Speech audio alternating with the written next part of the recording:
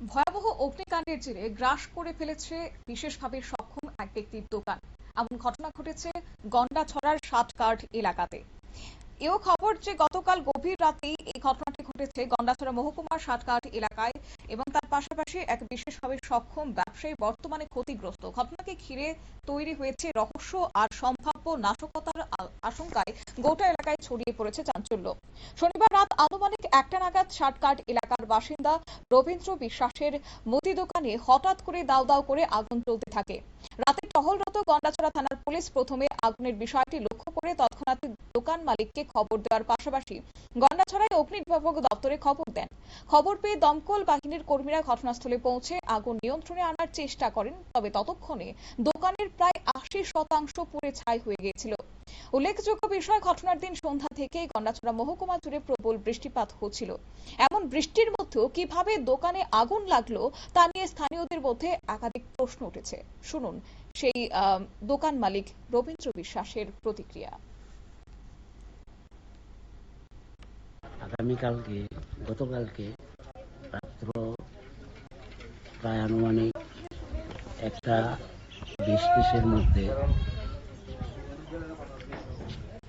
আমার ঘরটা পুরা গেছে, কিন্তু আমি খবর পাইছি তখনই, যখন এদিকে পেট্রোলিং পার্টি রাত্রেবেলা যখন এইদিকে যায় তখন তারা দেখে এসে যাওয়ার পরে তারা এদিকে কল করছে সবাই, আমরাও ডাকাডাকি করছে পরে উঠতে আইলাম।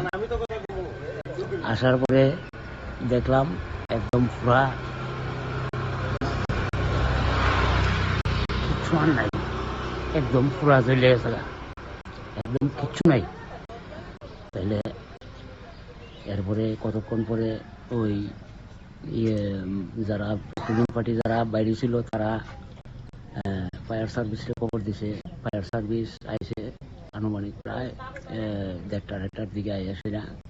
এরপরে যেটুকু আসছিল এটারে তারা জল দিয়া তারপরে একটু নিবেছে।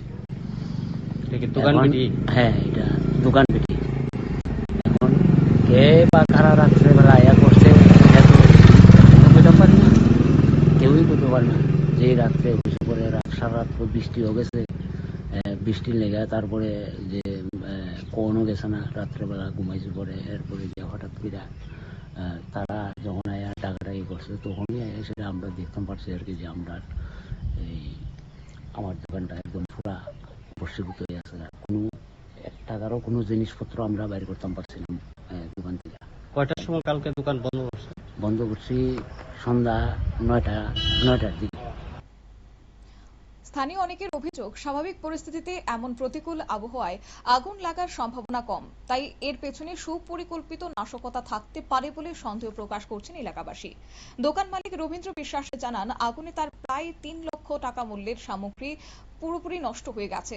দোকানে মুদিখানার নিত্য প্রয়োজনীয় বিভিন্ন সামগ্রী মজুদ ছিল। শারীরিকভাবে প্রতিবন্ধকতা সত্ত্বেও এই দোকানই ছিল তার পরিবারের একমাত্র জীবিকার উৎস।